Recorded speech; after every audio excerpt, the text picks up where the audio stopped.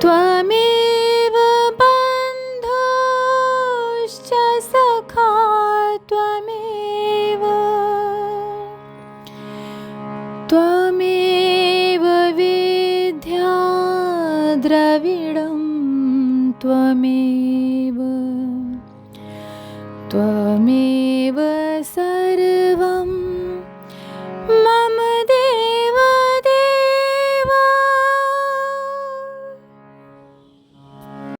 श्री गर्ग संहिता के मथुरा खंड का 7वां अध्याय। मल्ल क्रीड़ा महोत्सव की तैयारी, रंग द्वार पर कुवलया पीड़ का वध तथा श्री कृष्ण और बलराम का चारूण और मुष्टक के साथ मल्ल युद्ध में प्रवृत्त होना। श्री नारद जी कहते हैं, राजन, रजक के मस्तक का छेदन, धनुष का भंजन तथा रक्षकों के वध का समाचार सुनकर कंस को बड़ा भय हुआ। तत्काल उसके सामने अपशकुन प्रकट हुए, उसके बाएं अंग फड़कने लगे, उसे स्वप्न में अपना अंग भंग दिखाई देने लगा। इससे दैत्यों के राजा कंस को रात भर नींद नहीं आई। उसने स्वप्न में यह भी देखा कि वह प्रेतों से घिरा हुआ है, उसके सारे शरीर में तेल मला गया है तथा वह नंग धड़ंग जपा कुसुम की माला पहने भैंसे पर चढ़कर दक्षिण दिशा की ओर जा रहा है। प्रातः काल उठकर उसने कार्यकर्ताओं को बुलवाया और उन्हें मल्ल क्रीड़ा महोत्सव प्रारंभ करने की आज्ञा दी। सभा मंडप के सामने ही विशाल प्रांगण से युक्त स्थान पर रंगभूमि की रचना की गई थी। वहां सोने के खंभे लगाए गए, सुनहरे चंदोवे ताने गए और उनमें मोतियों की लड़ियां लटका दी गईं। नरेश्वर सुंदर सोपानों और स्वर्णमय मंचों से वह रंगभूमि बड़ी शोभा पाने लगी। राजा के लिए रत्नमय सुंदर मंच स्थापित किया गया था, उस पर इत्र लगाया गया, उस मंच पर इंद्र का सिंहासन लगा दिया गया, उसके ऊपर सुंदर बिछावन और तकिए सुसज्जित कर दिए गए। चंद्रमंडल के समान मनोहर दिव्य छत्र तथा हीरे की बनी हुई मूठ वाले हंस की सी आभा से युक्त व्यंजन और चामरों से सुशोभित विश्वकर्मा द्वारा रचित वह 10 हाथ ऊंचा सिंहासन बड़ा ही चित्ताकर्षक था। उस पर आरूढ़ हो राजा कंस पर्वत शिखर पर बैठे हुए सिंह के समान शोभा पा रहा था।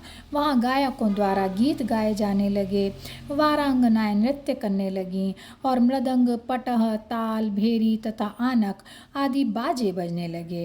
राजन, छोटे छोटे मंडलों के शासक नरेश तथा नगर और जनपद के निवासी बड़े लोग पृथक पृथक मंच पर बैठकर मल्ल युद्ध देख रहे थे। चाणूर, मुष्टिक, कूट, शल और तोशल आदि पहलवान व्यायामोपयोगी मुदगरों से युक्त हो परस्पर युद्ध का अभ्यास कर रहे थे। कंस के द्वारा बुलाए गए नंदराज आदि गोप मस्तक झुकाए राजा को उत्तम भेंट अर्पित करके एक एक मंच का आश्रय लेकर बैठ गए।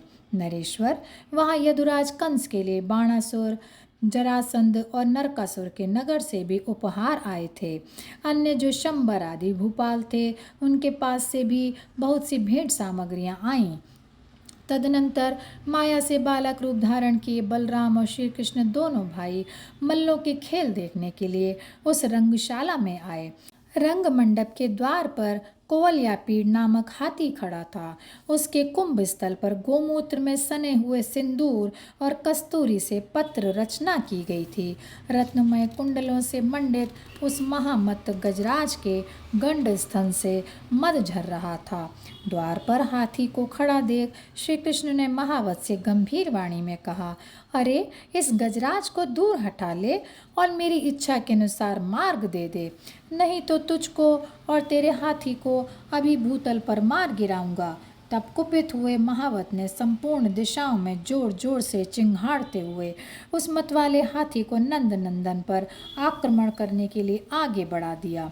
गजराज ने तत्काल ही श्रीहरि को सूंड से पकड़कर उठा लिया, परंतु अपना भार अधिक बढ़ाकर श्रीहरि उसकी पकड़ से बाहर निकल गए। जैसे वृंदावन के निकुंजों में श्रीहरि इधर उधर लुकते छिपते थे, उसी प्रकार इधर उधर घूमकर वे कोवलिया पीड़ के पैरों के बीच में छिप गए। हाथी ने अपनी सूंड बढ़ाकर उन्हें पकड़ लिया, किंतु उसकी सूंड को दोनों हाथों से दबाकर श्रीहरि पीछे की ओर से निकल गए। तब हाथी ने बगल की दिशा में घूमकर उन्हें पकड़ने की चेष्टा की, किंतु माधव उसके मस्तक पर मुक्के से प्रहार करके आगे की ओर भाग गए। विदेहराज उस गजराज ने भागते हुए श्रीहरि का पीछा किया। उस समय मथुरापुरी में कोहराम मच गया। फिर श्रीहरि चक्कर देकर इधर पीछे की ओर निकल आए। उधर महाबली बलदेव ने जैसे गरुड़ सर्प को पकड़ते हैं, उसी प्रकार अपने बाहुदंडों से उसकी पूंछ पकड़कर उसे पीछे की ओर खींचा। तब हंसते हुए भगवान श्री कृष्ण ने अपने दोनों हाथों से बलपूर्वक उसकी सूंड पकड़कर उसी तरह आगे की ओर खींचना आरंभ किया, जैसे मनुष्य कुएं से रस्सी को खींचता है। नृपेश्वर, उन दोनों भाइयों के आकर्षण से वह हाथी व्याकुल हो उठा। तब 7 महावत बलपूर्वक उस हाथी पर चढ़ गए। साथ ही दूसरे महावत भी श्री कृष्ण का वध करने के लिए 300 हाथी वहां ले आए। महावतों के अंकुश की चोट करने से कुपित हुआ वह मतवाला हाथी पुनः श्री कृष्ण की ओर झपटा। तब बलदेव जी के देखते देखते साक्षात भगवान श्री कृष्ण ने उसकी सूंड पकड़ ली और इधर उधर घुमाकर उसे उसी प्रकार पृथ्वी पर दे मारा, जैसे कोई बालक कमंडलू पटक दे। उस पर चढ़े हुए 7 महावत इधर उधर दूर जा गिरे और वहां जुटे हुए साधु पुरुषों के देखते देखते वह हाथी प्राण शून्य हो गया।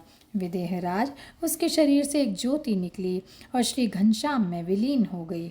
महाबली बलराम और श्री कृष्ण ने उस हाथी के दोनों दांत उखाड़ लिए और जैसे सिंह के 2 बच्चे बहुत से मृगों का संहार कर डालें, उसी प्रकार समस्त महावतों को मौत के घाट उतार दिया।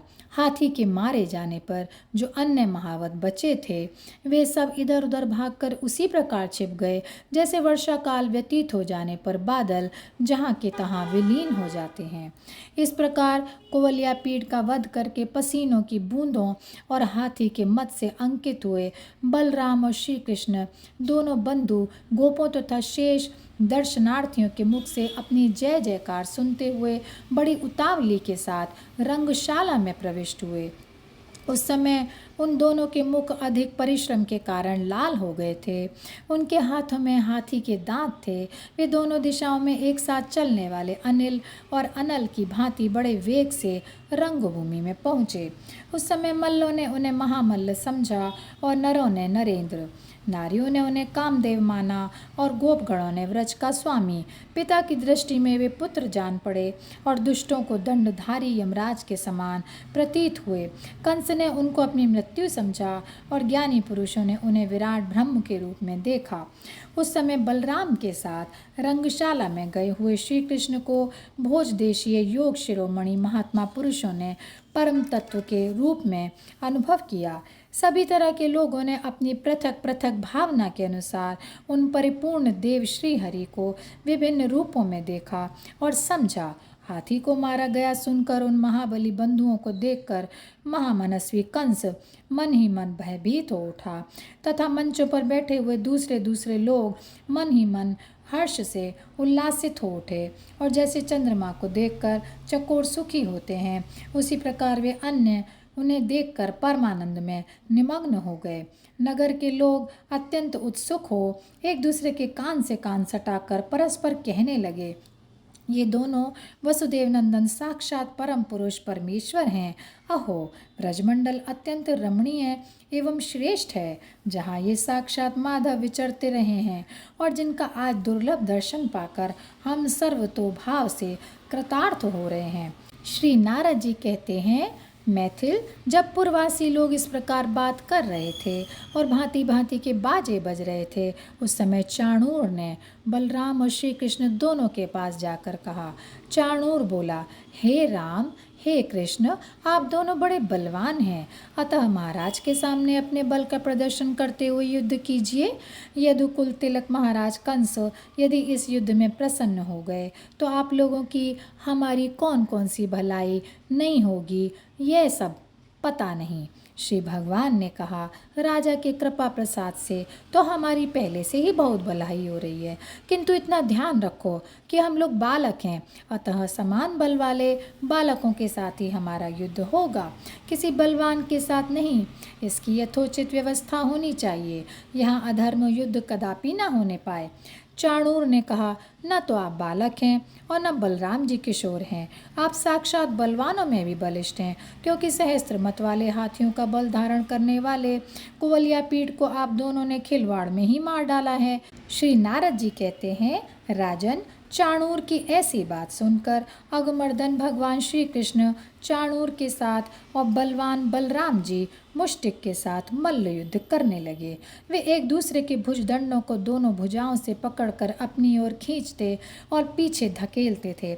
लोगों के देखते ही देखते वे दोनों भाई विजय की इच्छा से लड़ने वाले दो हाथियों की भांति अपने शत्रुओं से भिड़ गए। साक्षात श्रीहरि ने चाणूर के शरीर को दोनों हाथों से उठाकर उसके देह भार को उसी प्रकार तौला जैसे ब्रह्मा जी पुण्यात्मा के पुण्य भार को तौला करते हैं। फिर महावीर चाणूर ने भगवान श्रीहरि को एक ही हाथ से उसी प्रकार लीला पूर्वक उठा लिया जैसे नाराज शेष भूमंडल को अपने एक ही फन पर धारण करते हैं। माधव ने अपनी भुजाओं के वेग से चाणूर की गर्दन और कमर में हाथ लगाकर उसे उठा लिया और सहसा पृथ्वी पर दे मारा। एक ओर श्री कृष्ण और चाणूर तथा दूसरी ओर बलराम और मुष्टिक एक दूसरे को हाथों, घुटनों, पैरों, भुजाओं, छातियों, अंगुलियों और मुक्कों से मारने लगे। बलराम और श्री कृष्ण के मुखों पर परिश्रम जनित पसीने की बूंदें देखकर दया से द्रवित हो उस समय महल की खिड़कियों के पास बैठी हुई राजरानियां आपस में कहने लगीं। स्त्रियां बोलीं, अहो, राजा के मौजूद रहते उनके सामने सभा में यह बहुत बड़ा अधर्म हो रहा है। कहाँ तो वज्र के समान सुदृढ़ शरीर वाले वे दोनों पहलवान और कहाँ फूल के सदृश सुकुमार बलराम और कृष्ण। अहो, हम मथुरापुर वासियों का कैसा अभाग है कि हमें आज इतने दिनों बाद इनका दर्शन भी हुआ।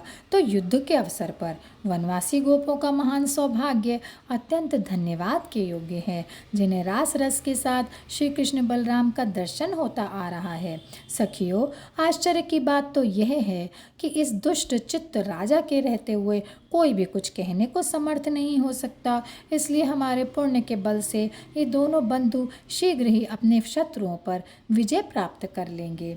और यहीं पर यह अध्याय समाप्त होता है। जय श्री कृष्णा, जय श्री कृष्णा, जय श्री कृष्णा।